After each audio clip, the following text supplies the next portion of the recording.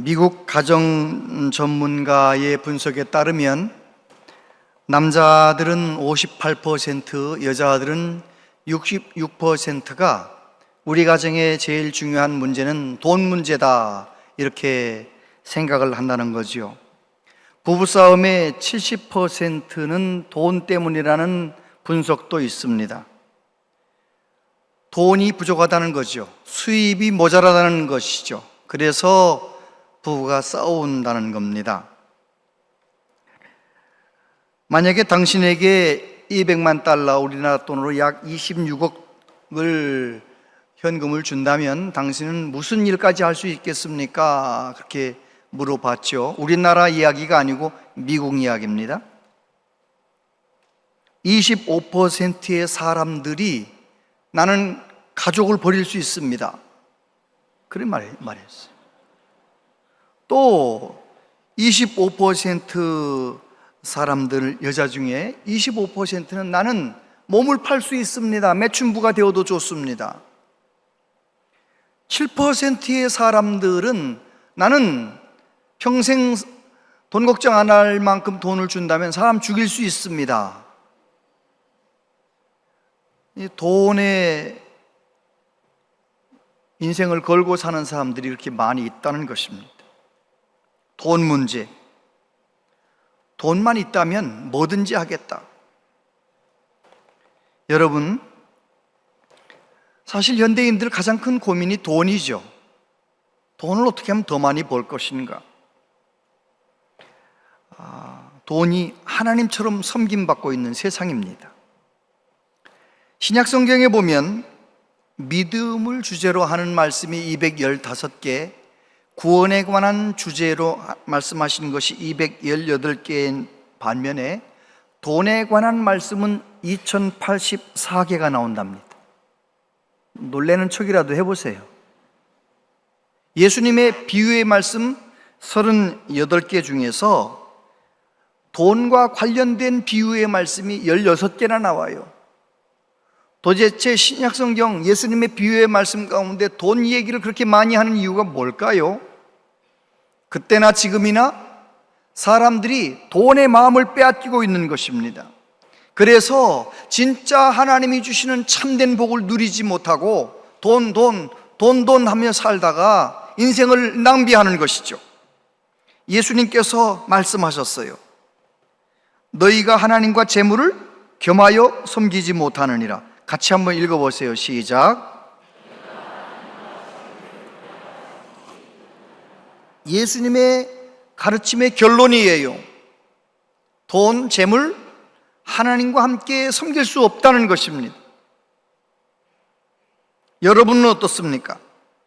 거기서 재물이라고 할 때 헬라어에 보면 맘몬이라고 되어 있습니다.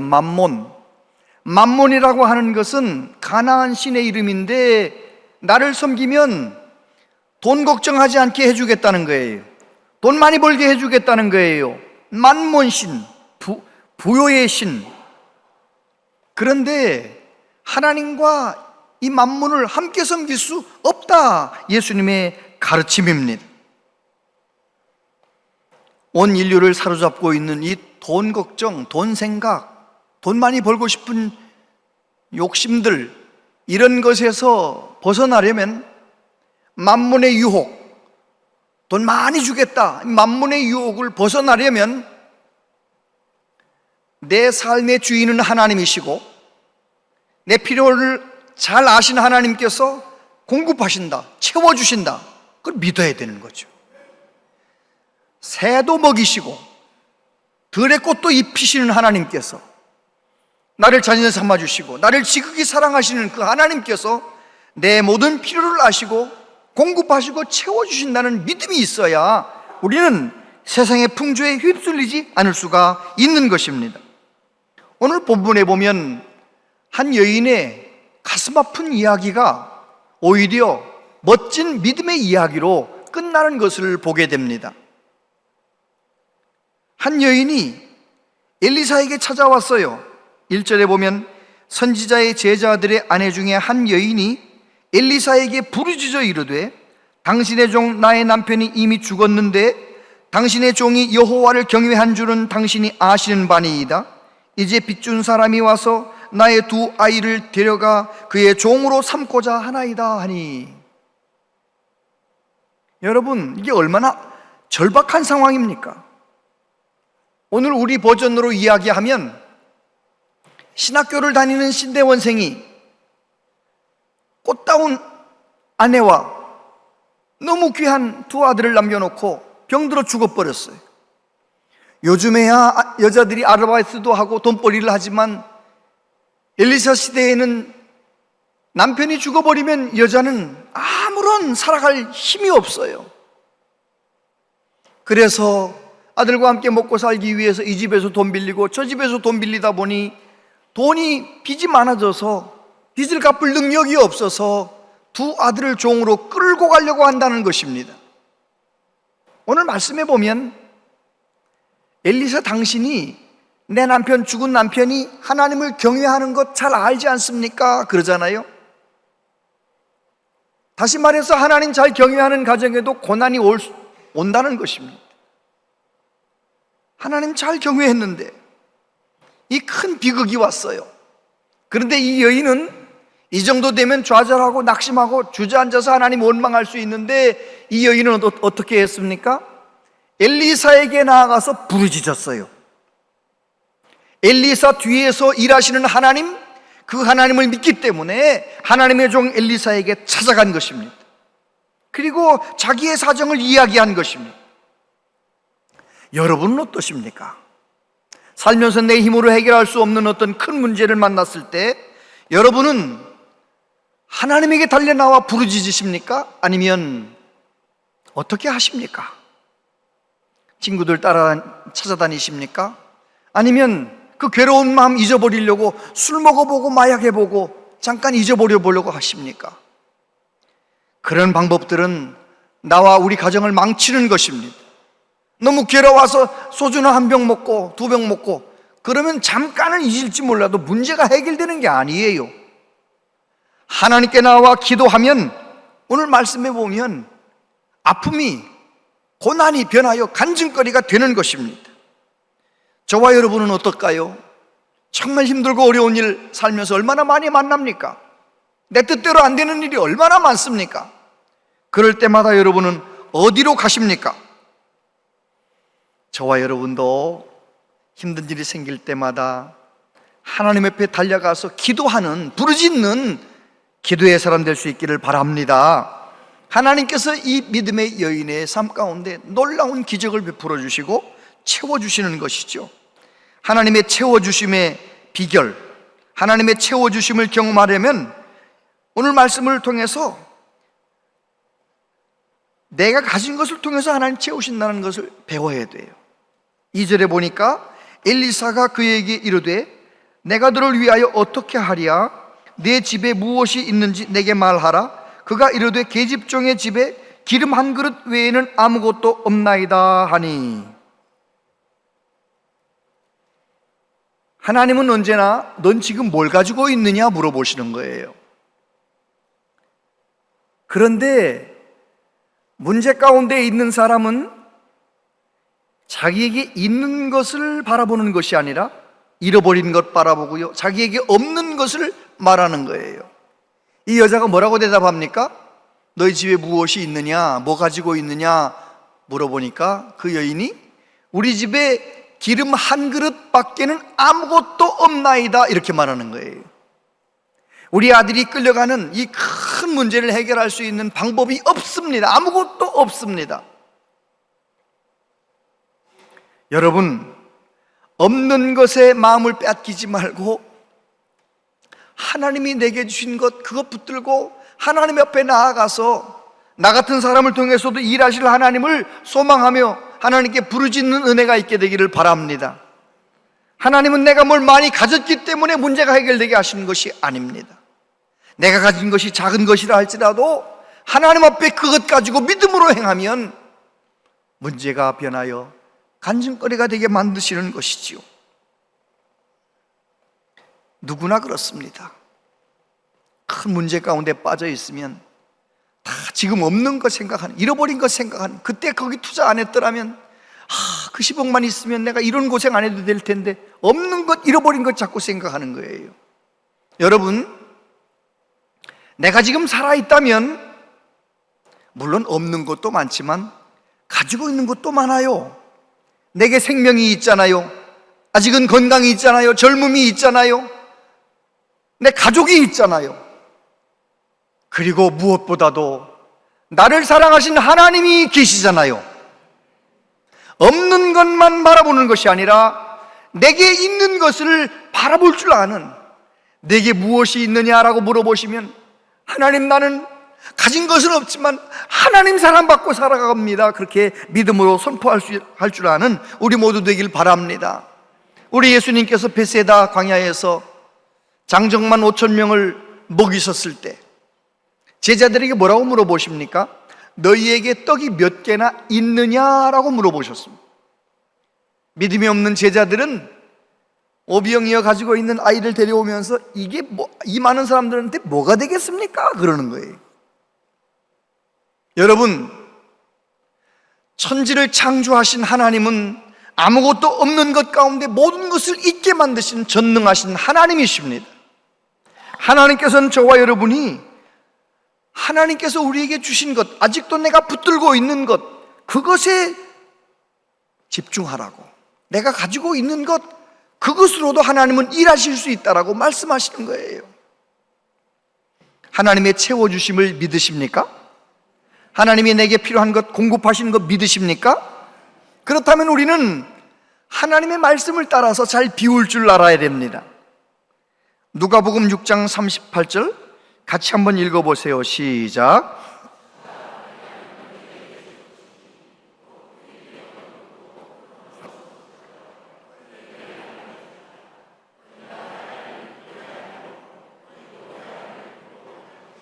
아멘.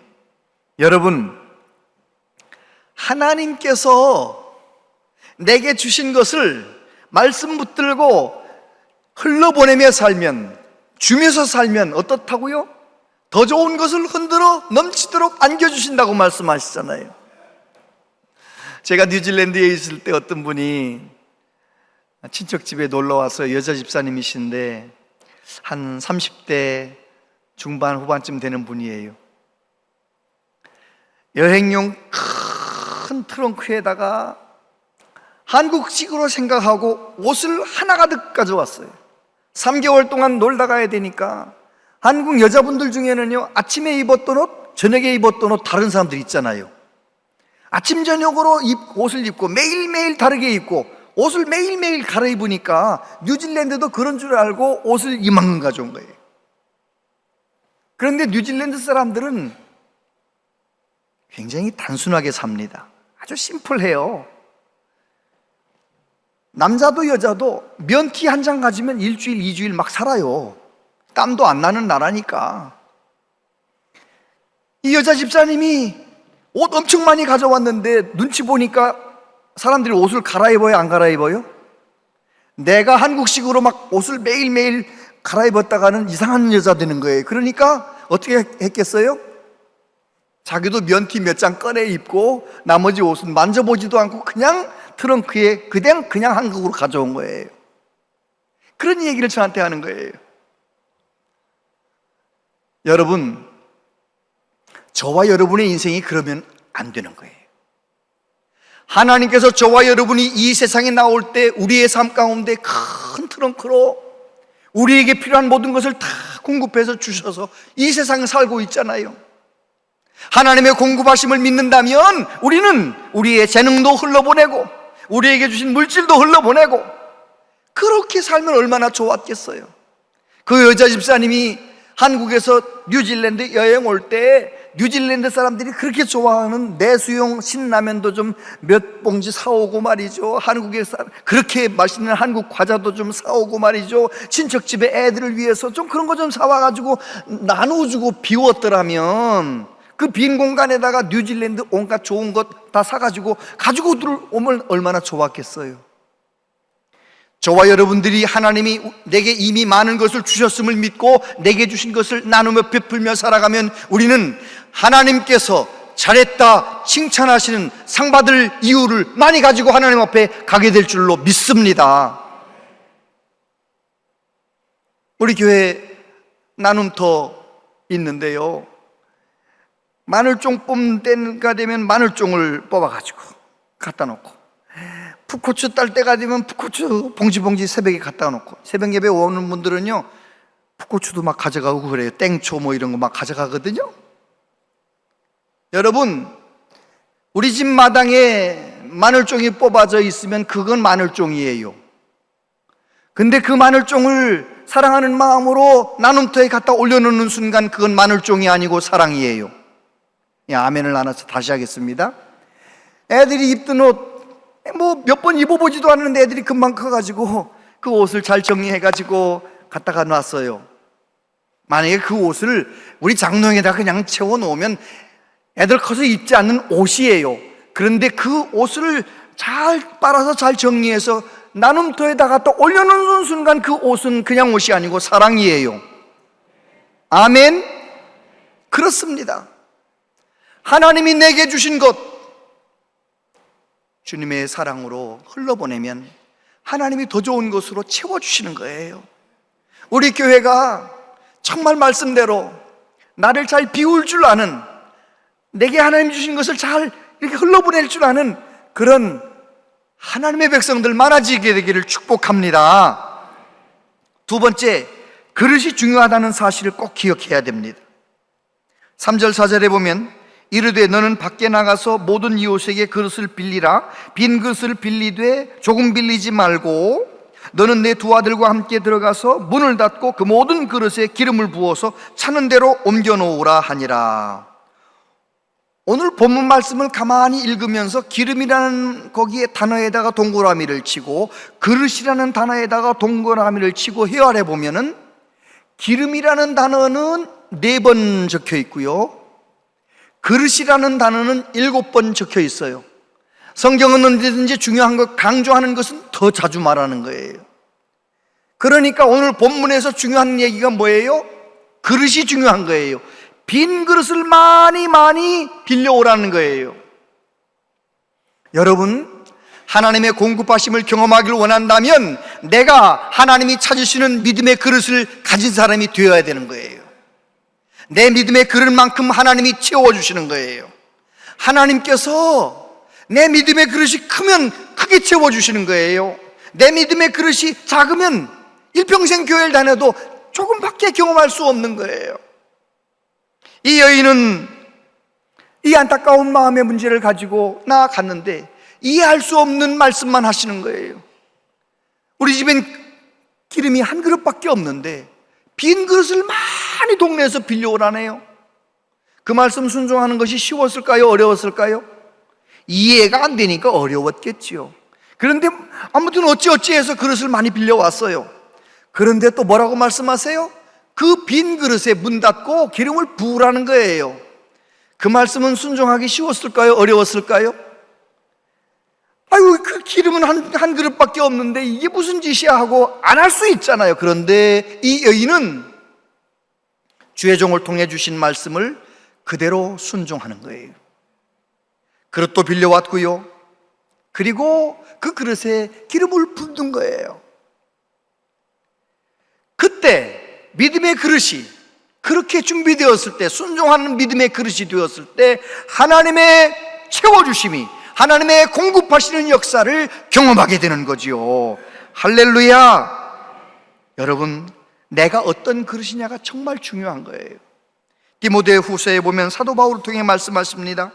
큰 집에는 금그릇과 은그릇뿐 아니라 나무그릇과 질그릇도 있어 귀하게 쓰는 것도 있고 천하게 쓰는 것도 있나니 그러므로 누구든지 이런 것에서 자기를 깨끗하게 하면 귀 쓰는 그릇이 되어 거룩하고 주인의 쓰심에 합당하며 모든 선한 일에 준비함이 되리라. 하나님 앞에 나올 때마다 내 허물을 정직하게 내어놓고 회개하고 회개의 열매를 맺으면서 내 심령이 깨끗한 그릇이 되어서 또 말씀에 은혜 받고 내 삶의 현장에서 말씀을 순종하고 그렇게 살아가면 하나님이 쓰시는 그릇이 되어 하나님의 공급하심을 경험하게 될 줄로 믿습니다. 제가 열왕기하 4장 말씀을 1988년 전도사 되었을 때부터 이 말씀을 이렇게 깨달았더라면, 그래서 목회를 하면서 다른 것에 신경 쓰지 않고 내 믿음의 그릇을 키우는 일에만 마음을 썼더라면 내가 지금 어떤 그릇이 되었을까? 내가 내 자신을 날마다 다른 사람 신경 쓸 것 없이 나를 깨끗한 그릇이 되도록 만들기 위하여 말씀에 순종했다면, 내 그릇이 커지고 깨끗했다면 하나님은 날 어떻게 쓰고 계실까? 저만 그런 것이 아닙니다. 성도님들도 마찬가지입니다.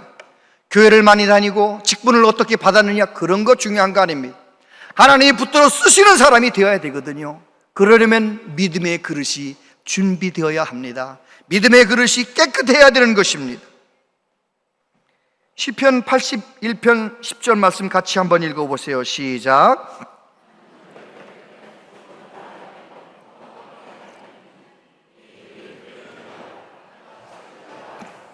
아멘. 믿음의 그릇만큼 하나님은 일하시는 거예요. 내 입을 넓게 열라 내가 채우리라. 하나님의 능력은 걱정할 필요 없어요. 몸에 혈루증을 앓던 여인이 모든 걸 다 잃어버리고 절망이었지만 와서 예수님을 만나며 예수님 말씀을 들으며 어떤 믿음이 생겼습니까?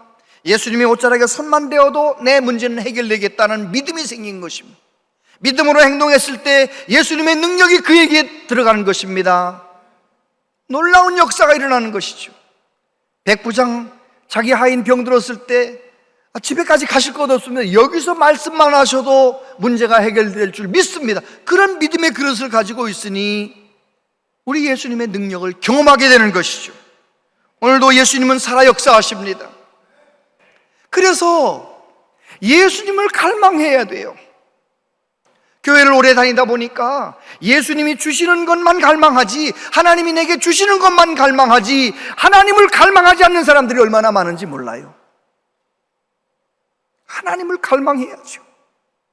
하나님이 내 삶 가운데 오셔야죠. 하나님이 내 손 붙잡아 주셔야죠. 그래야 나는 되는 거 아닙니까? 하나님 주신 물질 가지고, 하나님 주신 어떤 것 가지고 내 삶의 문제가 해결되는 것이 아니고 하나님이 내게 오셔야 될 줄로 믿습니다.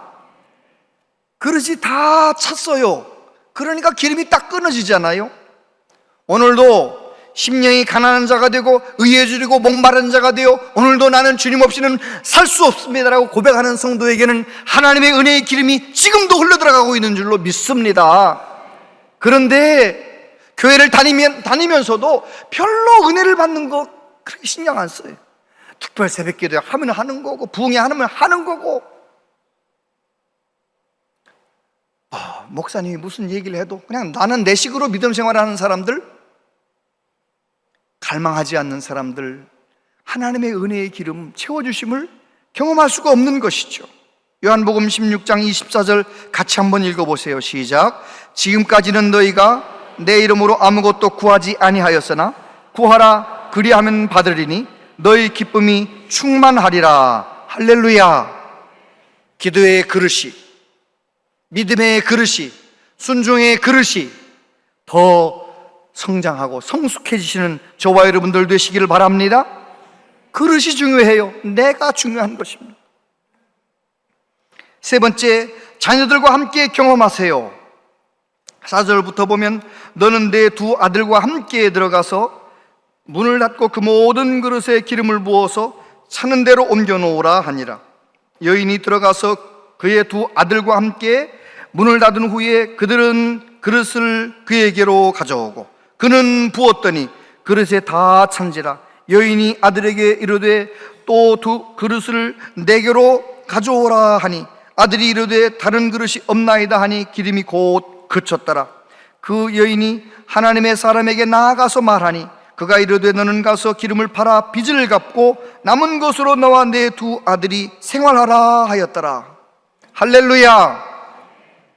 오늘 말씀에서 두 아들과 함께라는 거기에다가 밑줄을 막 쳐놓으세요. 두 아들과 함께, 아들이라는 거 적혀 있는 곳에 다 쳐보세요. 그러면 우리는 무엇을 발견할 수 있습니까? 절망 가운데 있던 이 여인이 하나님 앞에, 선지자 앞에 나가 부르짖어서 하나님이 주신 말씀을 붙잡고 행동했을 때 두 아들과 함께 했다는 것입니다. 두 아들과 함께 그릇을 빌리러 다녔습니다. 두 아들과 함께 기름을 부었습니다. 두 아들과 함께 기름이 멈추는 것을 보는 것입니다. 하나님의 놀라운 역사, 영광스러운 하나님의 기름 부으심의 역사를 두 아들과 함께 보았던 것입니다. 여러분, 우리 교회는 앞으로 주님 오시는 그날까지 자녀들과 함께 이 영광스러운 예배 자리를 채우는 교회가 되었으면 좋겠습니다. 새벽마다 애들 지금 키 크는 아이들이니까 특별 새벽 기도 간다고 해도 교회 학교에서는 와라 그래도 담임 목사님이 아이스크림 쿠폰 준다니까 와라 그래도 간다 그러면은 자. 여러분, 키 클 아이는요 새벽 예배 와도 커요. 키 안 클 아이는요 새벽 예배 안 하고 집에서 자도 안 커요. 그러니까 정말 특별 새벽 기도에 올 때 같이 데려와 가지고요 손 들고 기도하는 아빠의 모습을 좀 보게 해주세요. 아이들이 눈물을 흘리며 기도하는 엄마의 모습을 보게 해주세요. 아이들이 하나님께서 하나님 앞에 기도하는 부모님의 모습을 보고, 특별 새벽 기도에 전에는 지지리도 싸우더니 특별 새벽 기도에 가서 눈물을 흘리며 기도하더니 안 싸우시네. 예를 든 거예요. 정말 아이들이 하나님 앞에 기도하면 저런 일이 생기는구나.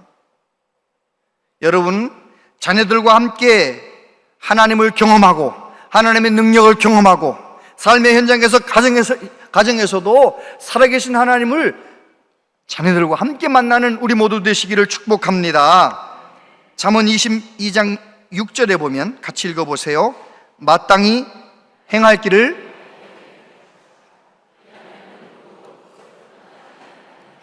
아멘. 그렇습니다. 마땅히 행할 길, 우리의 길과 진리와 생명 되신 예수님을 우리 자녀들이 꼭 만날 수 있도록 성경학교에 다 보내시기 바랍니다. 고3인 아이들도 다 수련회 보내시길 바랍니다. 알바해야 될 우리 자녀들, 큰 아이들도 다 수련회만큼은 가라고 하세요. 은혜 받아야지. 특별 새벽 기도에 다 데리고 나오시고 자녀들과 함께 하나님의 영광을 경험하고 하나님께 기도할 때 그 감격을 경험하고 그렇게 살아가는 우리 모두 되시기를 축복합니다. 아멘. 내 인생을 채우시는 분은 하나님이세요. 내 모든 필요를 공급하신 분은 하나님이세요. 제가 부끄러운 고백을 하나 하면 그런 거 있어요. 제 막내 아들이 2년 전인가 저한테 전화가 왔어요. 아빠, 나 회사 그만두려고 그래요. 가슴이 덜컥 내리는. 그래가지고 제가 물어봤죠. 너 회사 왜 그만두려고 하니? 대학교 졸업하고 이제 좋은 직장 그 정도면 됐는데 내가 볼 때는 왜 그만두는데? 여기선 배울 거 다 배웠으니까 더 좋은 데로 가려고 그래요. 그럼 너 갈 데가 정해져 있니? 아유, 아빠 그런 건 내가 다 알아서 하지. 아유, 제가 하나님께 죄송하는 거죠. 마음이 덜컥 내려앉았던 게 너무 하나님께 죄송한 거예요. 여쭤볼게요. 내가 회사에서 한 달에 300만 원 월급을 받아서요, 그 300만 원은 회사가 나한테 준 겁니까? 하나님이 내게 주신 겁니까? 대답을 안 하시네. 대답해 보세요. 내가 회사를 옮겼는데 350만 원을 받았네요. 그 350만 원은 회사가 나한테 준 겁니까? 하나님이 내게 주신 겁니까? 왜 대답을 잘 못하십니까? 꼭 기억하세요. 회사는 통로고요, 공급하신 것은 하나님이에요. 회사는 통로 역할을 한 거예요. 내가 일할 수 있는 통로를 제공해 준 거예요. 내가 건강하게, 그 회사가 잘 돌아가게, 그래서 제때 월급을 받게 하신 것은 하나님이세요. 그러니까 공급하신 것은 하나님이시고 회사는 통로 역할을 한 거죠.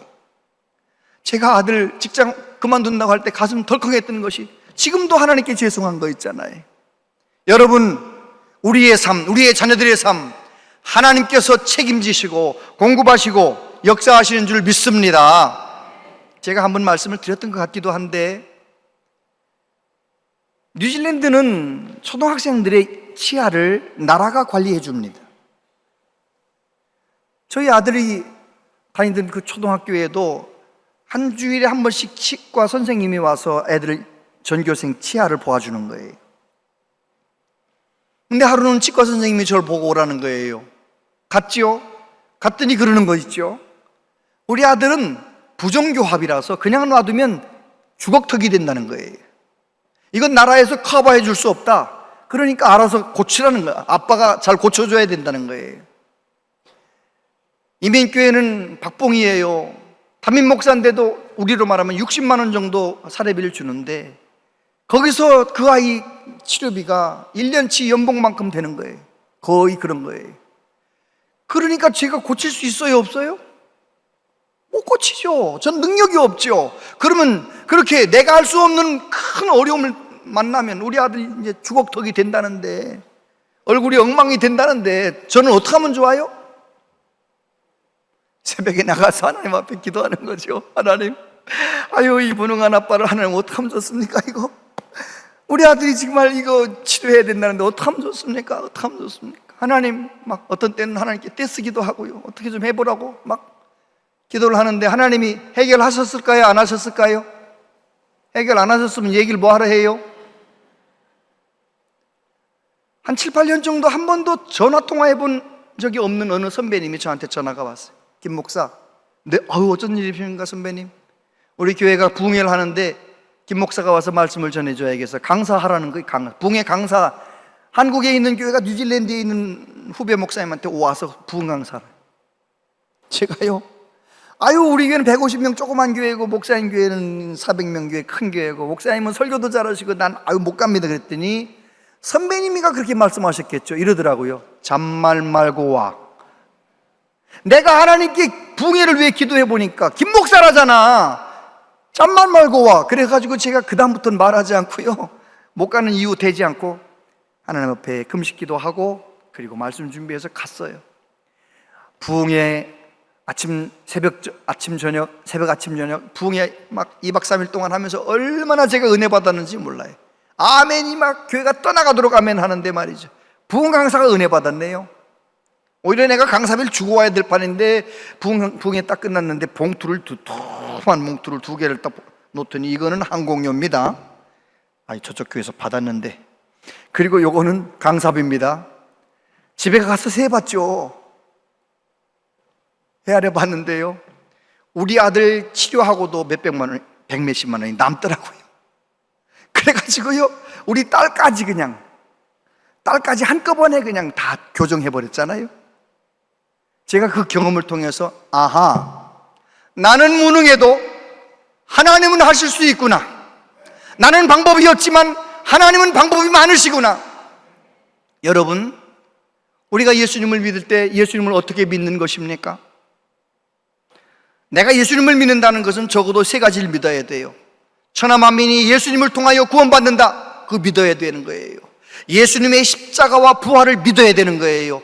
예수님이 내 죄를 위해 십자가에 죽으셨고 예수님은 다시 살아나셨다, 나의 구주가 되셨다, 그거 믿어야 되는 거예요. 십자가와 부활을 믿어야 돼요. 뿐만 아니라 예수님의 그 십자가와 부활을 나를 위한 사건으로 믿는 사람은 죄사함 받았을 뿐만 아니라 하나님의 자녀가 되었을 뿐만 아니라 나는 이미 하나님의 나라를 선물로 받은 사람이다, 하나님 나라 백성이 되었다, 이거 믿어야 돼요. 여러분, 예수님 믿으십니까? 사도 바울이 이렇게 말했습니다. 자기 아들을 아끼지 아니하시고 우리 모든 사람을 위하여 내어주신 하나님께서 무엇을 아끼시겠느냐? 여러분, 우리가 살면서 부족한 것이 얼마나 많습니까? 답답한 일이 얼마나 많습니까?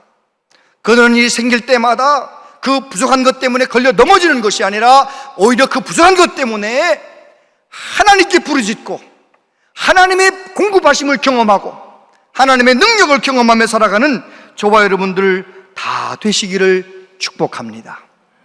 기도하겠습니다. 하나님 아버지, 하나님이 채워주시는데 우리는 너무 걱정을 많이 합니다. 내가 다 채우고 내가 다 문제를 해결하려고 하다가 너무너무 피곤한 인생길입니다.